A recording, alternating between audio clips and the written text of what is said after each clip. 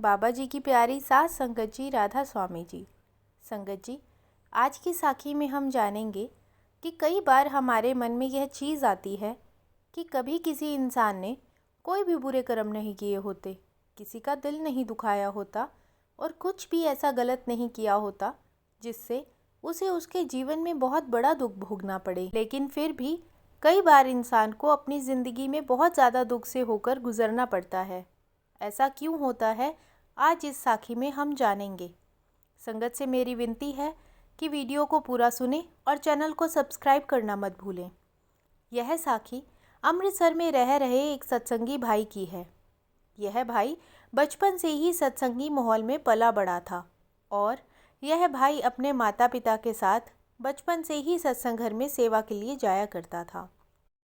इस भाई की माताजी इसे बचपन में बाबा जी की कई कहानियाँ सुनाया करती थी और वह इस भाई को समझा कर रखती थी कि हमारे कारण कभी भी किसी को कोई तकलीफ़ नहीं आनी चाहिए। कोशिश करना कि अनजाने में भी कभी किसी का दिल ना दुखाओ। इस भाई को बचपन से ही बाबा जी के साथ एक अलग ही लगाव था।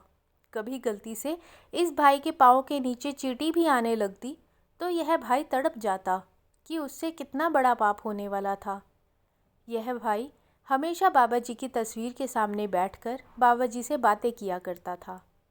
जैसे जैसे यह भाई बड़ा हुआ, इसका लगाव बाबा जी के साथ और भी ज़्यादा बढ़ता गया। डेरा ब्यास में सेवा करने का मौका यह भाई कभी भी नहीं छोड़ता था।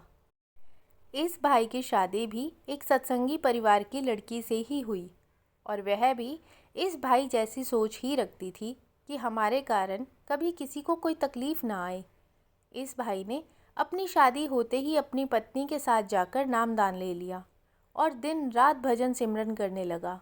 इस भाई की किराने की दुकान थी और जब यह भाई खाना खाने आता तब आते ही भजन सिमरन के लिए बैठ जाता। कुछ देर भजन सिमरन करके फिर खाना खाकर वापस दुकान पर लौट जाता और फिर रात को घर लौटने के बाद खाना खाकर जब सब सो जाते तब यह भाई फिर भजन सिमरन पर बैठ जाता और कई बार तो यह भाई पूरी पूरी रात भजन सिमरन पर ही बैठा रहता और सोता ही नहीं। इस भाई का छोटा सा हंसता खेलता परिवार बहुत खुशी से अपना जीवन व्यतीत कर रहा था। यह भाई कई बार अपनी दुकान में से गरीब लोगों को सामान मुफ्त में ही दे दिया करता था। कहता था कि यह सब बाबा जी का ही तो है, जिसने पहले दिया है वह और भी दे देगा। लेकिन थोड़े वक्त के बाद कुछ ऐसा हुआ जिसकी इस परिवार ने कल्पना भी नहीं की थी। अचानक से इस भाई की तबीयत बहुत ज़्यादा ख़राब हो गई। इसे अस्पताल में भर्ती करवाना पड़ा। इस भाई का इलाज काफ़ी लंबा चला। आज लगभग 1 साल हो गया था और यह भाई अस्पताल के बिस्तर पर ही पड़ा था। इस भाई के 3 बड़े ऑपरेशन कर दिए गए थे, लेकिन इस भाई की हालत में कोई भी सुधार नहीं आया था। दिन रात यह भाई अस्पताल के बिस्तर पर पड़ा तड़पता रहता और हर वक्त बाबा जी से अरदास करता रहता कि बाबा जी मुझे बख्श दो। इस भाई के परिवार में कमाने वाला कोई और नहीं था, इसलिए इस भाई की पत्नी को ही इस भाई की दुकान को भी संभालना पड़ता। घर भी और अस्पताल में भी वह बार बार अपने पति के पास आया करती थी। वक्त ऐसा था कि कई अपनों ने मुंह मोड़ लिया था।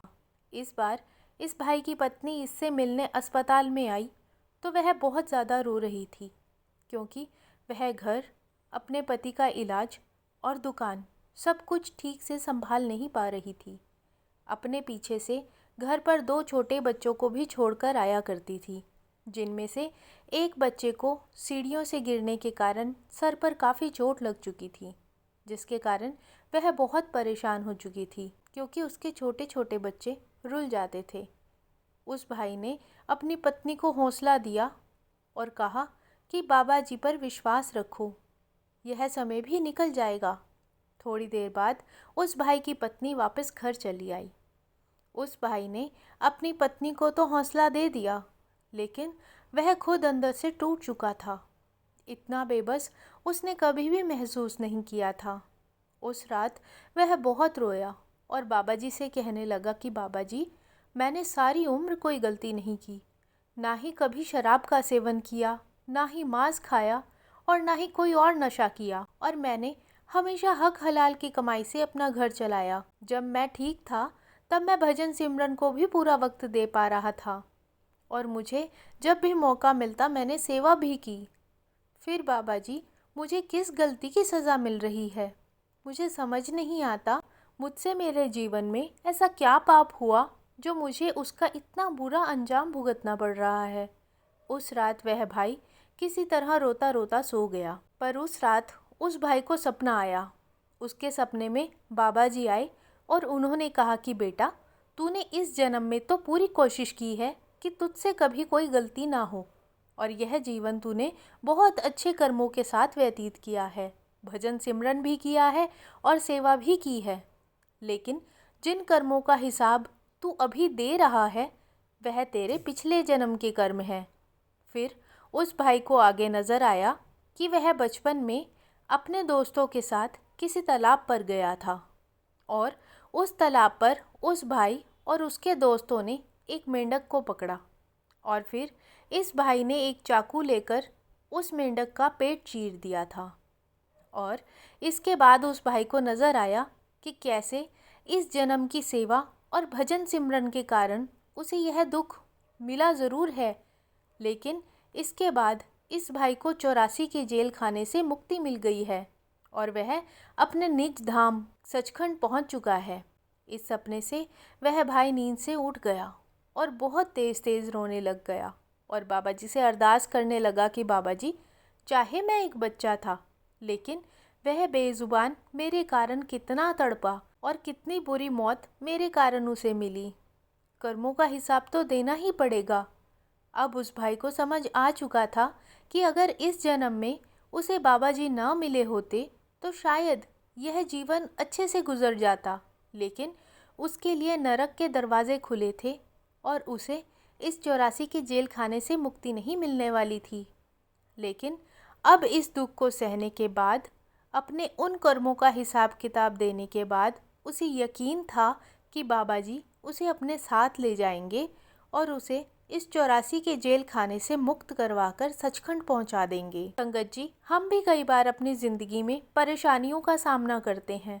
हमें भी लगता है कि हमने कभी किसी का दिल नहीं दुखाया और कभी कोई गलत कर्म नहीं किया। फिर भी अगर हमें यह सज़ा मिल रही है तो इसका कारण क्या है? संगत जी, कर्मों का हिसाब किताब जन्मों जन्मों तक साथ नहीं छोड़ता। अगर आप इंसानी जामे में पैदा हुए हो तो किसी अच्छे कर्म के कारण ही यह इंसानी चोला आपको दिया गया है और यह एकमात्र मुक्ति का दरवाज़ा भी है। लेकिन इस जन्म में बहुत सेवा और भजन सिमरन करने के बाद भी आपको दुख सहने पड़ रहे हैं तो इसका कारण आपके पिछले जन्मों के कर्म हो सकते हैं। बाबा जी हमेशा यही कोशिश करते हैं कि वह अपनी संगत के कर्मों का हिसाब किताब जल्दी से जल्दी ख़त्म करवा के उन्हें सचखंड पहुंचा पाएं। इसलिए हमें अपनी ज़िंदगी में आने वाले दुखों और तकलीफ़ों से घबराना नहीं है। उस वक्त हमें और ज़्यादा भजन सिमरन पर ध्यान देना है। संगत जी, आज की साखी अच्छी लगी हो तो कमेंट बॉक्स में ज़रूर बताएं। वीडियो को लाइक, शेयर और चैनल को सब्सक्राइब ज़रूर करें। राधा स्वामी जी।